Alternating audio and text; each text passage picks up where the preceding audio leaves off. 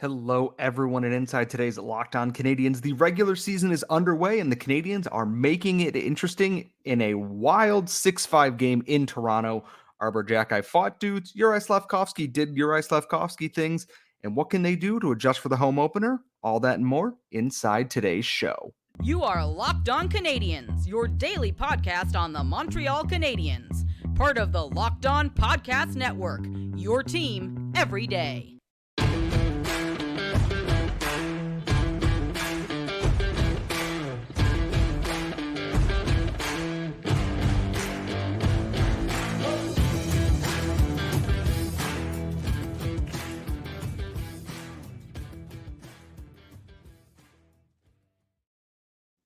Hello, everyone, and welcome to episode 931 of Locked On Canadiens. This episode is brought to you by FanDuel Sportsbook, the official sportsbook of Locked On, and make every moment more because right now new customers can bet $5 and get $200 in bonus bets guaranteed. Visit FanDuel.com/Locked On to get started. I am your master of ceremonies this evening. Of course, I am Scott Matla at Scott Matla on Twitter. And I want to thank you for making Locked On Canadiens your first listen of the day every single day of the week. We are available wherever you get your podcasts, or if you are watching my very tired, worn out face from what was an incredible opening night contest in Toronto, you can watch on YouTube as well. We just crossed a big subscriber threshold there. We cannot wait to show you what is coming up next. But the NHL regular season is officially underway for the Montreal Canadiens, and they made it interesting in the good way and the bad way. They fell 6-5 to the Toronto Maple Leafs in a shootout on opening night. They went up 2-0, looked like they were going to go up 3-0. Offside call saved the Leafs that. Leafs storm back, take a 3-2 lead. Montreal storms back, takes a 5-3 lead. Montreal coughs up that lead. They go into overtime. They get a power play. They don't do anything with it. Mitch Marner is the only scorer in the shootout, and the Canadiens fall 6-5. Wild contest from the opening start here. And I know a lot of people are going to want me to do the officiating rant, and I will say this. They just suck at their jobs.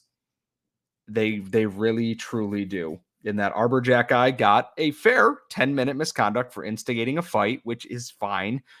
But Mark Giordano can jump on a man who is already engaged in holding somebody back and not get anything on that play there.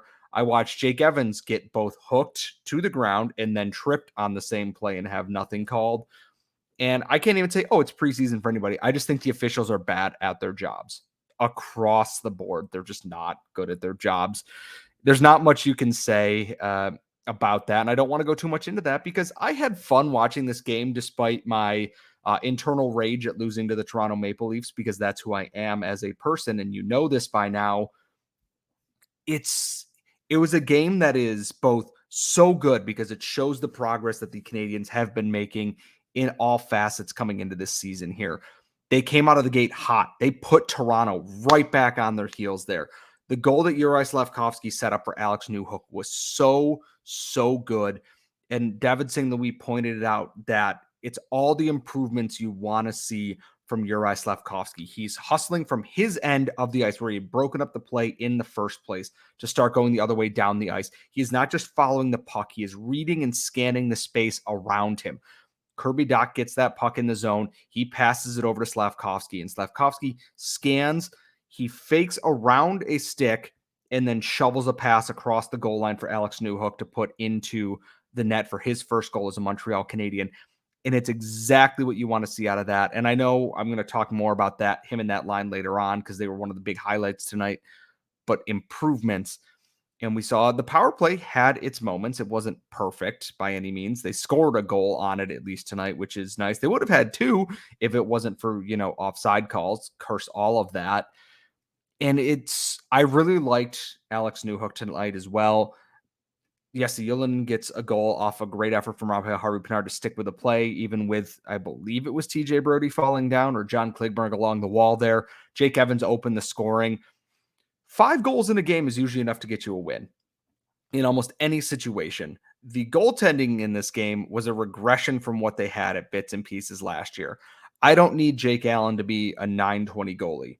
I don't even need Jake Allen to be a 915 goalie. I need Jake Allen to be a 905 goalie. And tonight, the first goal from Noah Gregor that he let in is a disappointing thing and Ian Barber pointed this out to me that David Savard didn't really close the gap there, but it's a low shot, barely off the ice. You should be able to get a pad on that, and it just goes by him, far post and in, and that just seemed to turn the tide of the game because it came right after Caulfield's goal was overturned for offsides.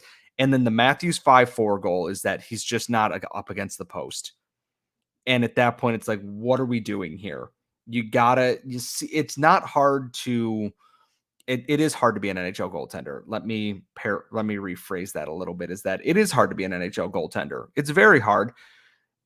It's just, he's not on that post there. Matthews didn't roof it over him. He didn't fool him. It wasn't a weird pass like over the net to the other side where he's not there. He just didn't have his skate and pad along the post there, and it snuck right in a spot along the ice that it shouldn't go in. Like, that's a goal that you cannot let in, and that's kind of frustrating.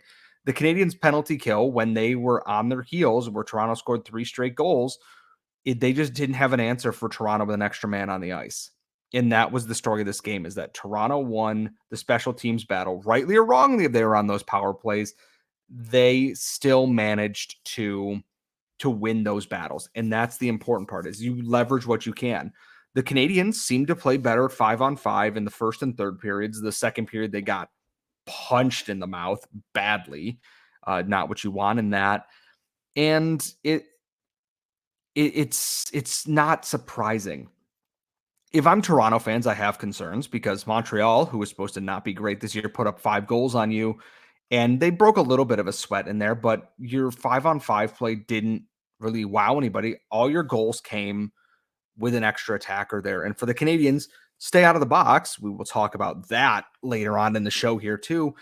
It was all the things wrong with last year: ineffective special teams, veterans sometimes just not doing what you need them to do. And that's the hardest part, is that they've got to overcome some of those things. The youth in this game looked phenomenal, as expected. The youth looked great. Some of the veterans did not. And the crystallizing moment for me here is at the end of the game, there's like a minute and a half left. The Canadiens are nursing a 1-goal lead. Toronto has been all over them with their goalie pulled, Samsonov on the bench, and the puck goes around. David Savard has a clear line to it, and he gets it, and I think he's just going to hammer it around the boards, and he pins it. And it's not like there's 5 seconds left or 10 seconds left, just trying to kill off that short time. There is 90 seconds left on the clock, give or take. Puck sits there. The Leafs dig it out, and then obviously pinballs around, and the Leafs get the game tying goal in the final minute there and send it to overtime, and obviously into the shootout where they win. And that's one of those plays that's just frustrating. And then the Canadiens' third line, Tanner Pearson, Sean Monahan, Brendan Gallagher. Sean Monahan is not the fastest man in the world, but compared to Tanner Pearson and Brendan Gallagher, he looked like Paul Byron out there. And I love Brendan Gallagher to death. He has been a loyal player for this team. He, at his peak, was a great piece to have in this lineup. And he just looked slow, behind the pace. And that's worrying because Pearson will hopefully, I assume, be a flip at the deadline. Brendan Gallagher's got more years on his contract and looks like he just does not have the pace to keep up. Whether it's a conditioning thing or something else, he's a step behind where you need him to be. And especially a guy whose game is built off of energy and pressure and all these other things. I'm hoping that this is a shake it off. They haven't really all played together in a game kind of experience there. And against Toronto, they were not great, but against Chicago on Saturday, I'm hoping that they bring a little bit more oomph to their game there, and we see some more from them. Speaking of oomph, are we going to give Arber Xhekaj his title belt anytime soon? Are we going to give Juraj Slafkovsky his flowers? We're going to talk about what I liked the most out of this game and some other fun stuff coming up in our next segment. But first, today's show is, of course, brought to you by FanDuel Sportsbook. And if you can snap into NFL action right now with FanDuel, America's #1 sportsbook, because right now, new customers get $200 in bonus bets guaranteed when you place a $5 bet. That's $200 in bonus bets, win or lose on your $5 bet. all on an app that is safe, secure, and easy to use. You can bet the spread, player props, over-unders, and more. All you got to do is visit FanDuel.com/lockedon today and kick off the NFL season and more.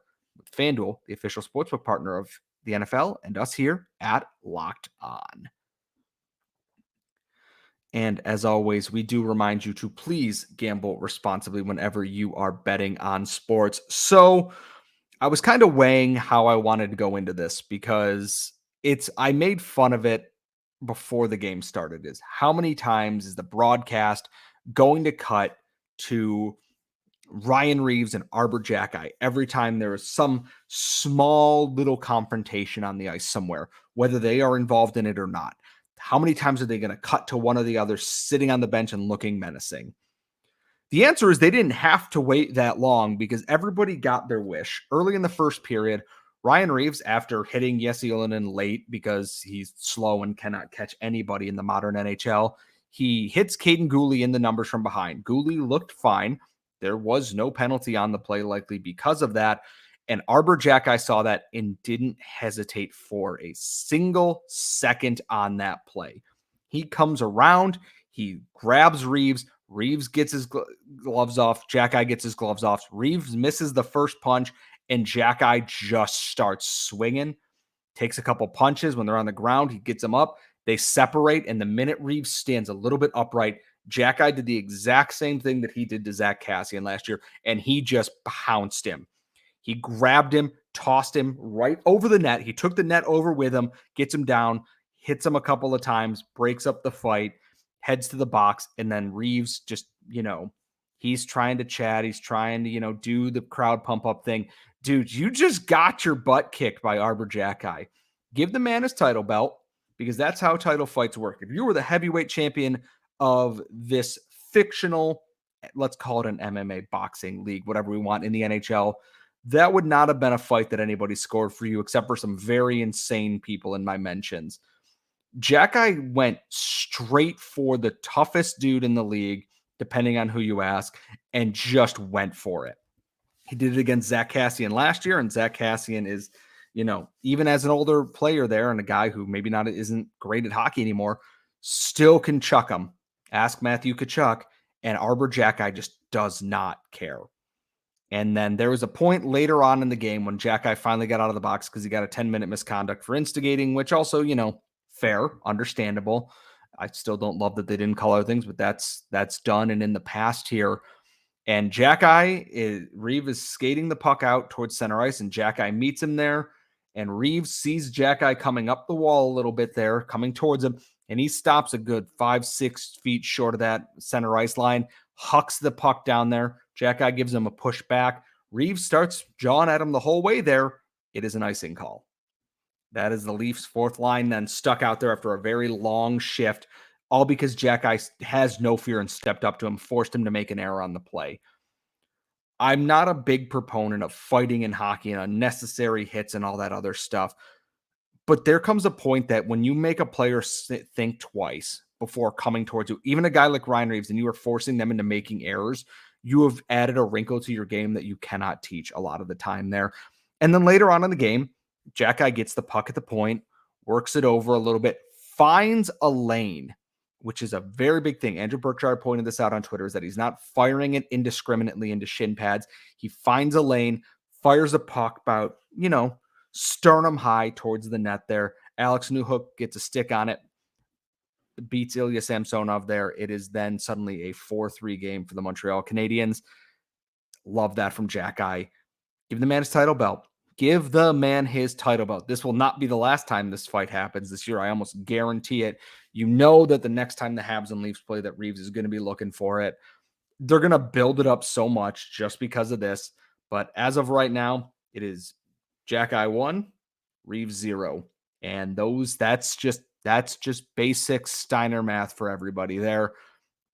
Also in this game that I loved, Doc, Newhook, Slafkovsky, phenomenal. Love it. Alex Newhook had himself a night with 2 goals in his Canadiens regular season debut. Kirby Dach is just a penalty drawing machine, and Juraj Slafkovsky looked great. That is a line. That is the line. Keep it together. Keep that line together right now. I have other thoughts on what I would like to see in this game here. I would like to see maybe Raphael Harvey-Pinard move up with Caulfield and Suzuki for the next game. Work a little bit more in the psycho game. Be that guy in front of the net. Create space. Josh Anderson can't create space as much because it neutralizes his best weapon, which is him being a fast shooter on the breakout. And unfortunately for the Canadiens, their third line is not fast enough to really operate a speedy breakout. And you're not going to put Josh Anderson on your fourth line because that is a waste of, Josh Anderson's talents there to play 8 minutes a night, and no one would accept that. He also didn't get his goal against Toronto, which makes me deeply, deeply sad. I apologize for that. I probably jinxed him because I'm wearing, the reverse retro and everything else here. So that second line, though, is phenomenal. And I'm really interested to see what they can do against the Chicago team, which is not going to be rolling out a Matthews, a Tavares, a Nylander, a Marner, etc., to combat that. Yeah, Connor Bedard is very good. Taylor Hall is apparently injured tonight. Corey Perry is sneaky. Nick Foligno is mad at Corey Perry because of something Ben Sherrod allegedly did. It doesn't matter. I want to see that line do more because I thought Slafkovsky was so good on that group there. New Dock City is where it was at tonight. Alex Newhook looked fantastic. And yes, minuscule sample size, literally the smallest you can get in the regular season at this point. But I loved what I saw from that line tonight. Mike Matheson played a lot. He did not look like the Mike Matheson from last year, but he is also coming off of not playing at all in the preseason because he was nursing a small injury. They were taking their time with him. He was up to through 17 minutes through 2 periods. I believe Arben Basu tweeted there. That's a lot. That is a lot. Caden Gooley looked good. Arber Xhekaj looked good. The only pairing that I have a real issue with in this game tonight was Matheson and Savard. And I like Mike Matheson, and I've said it again and again. Too much David Savard for a game like this. I think he'd be great on a second pairing, secondary role, or third pairing role, but the young guys can't cover for him the way that Matheson does, and I'm wondering if Matheson just kind of stepped up and tried to do a little bit too much in this game. I want to know, who was your standout in this game here? Caulfield could have had 2-3 goals in this game. He did have 2 goals. One of them got taken away because offsides is stupid and dumb, but he got one back, so that's what's important. Suzuki was quiet, but I thought he played decently. That second line, though, is the standout for me. Doc, Newhook, Slafkovsky is where it is at right now. They do play Chicago on Saturday. I'm going to be very curious to see what adjustments they make going into that. And they do need to make adjustments. That is the biggest thing. It is the home opener. You're coming off a game where you lit up the scoreboard. Can you do that against another team that is in a rebuild? Team you outplayed heavily last year. We're going to find out what adjustments I think the Canadiens need to make, what little tweaks they can do to come away with a win on Saturday, and all that's coming up next. But first, let me tell you about the Sleeper app. The NHL season is finally here for the Montreal Canadiens. We know they just played a wild game on Wednesday night. We love that they are back, and I want to tell you about the Sleeper app because the Sleeper app is the official daily fantasy app of the Locked On NHL Network, and it is my go-to for daily fantasy sports and especially daily fantasy hockey, because with Sleeper, you can win 100 times your cash on daily fantasy. Did you bet on Josh Anderson in this game? Did you put him in your fantasy lineup going into this game because he always scores against the Leafs? Did you think that Cole Caulfield was going to do Cole Caulfield things? Guess what? If you were putting them in your lineup on Sleeper, you could come away with 100 times money on that. And you can do more than just talk about how play fantasy hockey. The NFL, NBA, MLB, college football are all on Sleeper. And with so many exciting names on the NHL, McDavid, Ovechkin, Crosby, Makar, etc., it is the best time to get into using Sleeper. And that's 100 times payout on Sleeper. So start paying attention, get your picks right, and you could win big. Use promo code LOCKEDONNHL and you'll get up to $100 match on your first deposit. Terms and conditions apply. That's Locked On NHL. See Sleeper's terms of use for details. We are back here at Locked On Canadiens, and I was so amped up coming into this show. I was texting, our good friends from Locked On Blue Jackets about this game because they are also watching it in the U.S. this today here. And I said it was going to be an all-timer and that we were this close. If the Canadiens had pulled this game out, I would be yelling in a way that would be waking up the dog on the couch to my left, my girlfriend upstairs, the kitten that is sleeping in the shower, the cat that is sleeping on the end of the bed, the neighbors, the other neighbors, the other people down the street, the people at Oshai Children's Hospital, everybody would hear me yelling about the Montreal Canadiens tonight. I have toned it down a little bit as reality has set in that the Canadiens did lose. But the good news is we do not have to wait long for them to be back on the ice. Unfortunately, they're not playing Thursday or Friday because the Rocket are opening on Friday at Place Bell, which, go check out second line forward Yoel Armia with the Laval Rocket. And I am, of course, kidding. There's plenty more on that team to watch. They're playing Friday and Saturday at Place Bell. But the Canadiens' home opener is Saturday against the Chicago Blackhawks. And I have wonderful news. Connor Bedard scored his first NHL goal against the Boston Bruins on Wednesday. Yay! You want to know why I am cheering that and cheering for Chicago in one instance? Because it means he's not going to score his first NHL goal on the Montreal Canadiens on Saturday night like every other player in this league does. And now that we've gotten that out of the way, I want to talk about what the Canadiens' adjustments need to be for this game. And the biggest one is Samuel Montembeault is your starter. He is your starter until, he proves otherwise. God bless Jake Allen and all the piss and vinegar in his pants, as he said last year. Wasn't what they needed. He was great in overtime against the Leafs. He made a bunch of big saves to even get him to the shootout, which all credit to him on that. Fantastic. Can't allow 5 goals in regulation, admittedly there. Montembeault's your starter. And then just stay out of the damn box, because the minute they get tired, they take penalties, and the penalty kill is tired because most of their good penalty killers are guys who got trapped out on the ice because of it's the vicious Ouroboros cycle here. Stay out of the box. You are a deeper, better team than the Chicago Blackhawks. Yes, the Canadiens are probably going to be one of the worst teams in the NHL this year. Bottom 10 guaranteed. You are miles ahead of where the Chicago Blackhawks are right now. Connor Bedard is a budding star.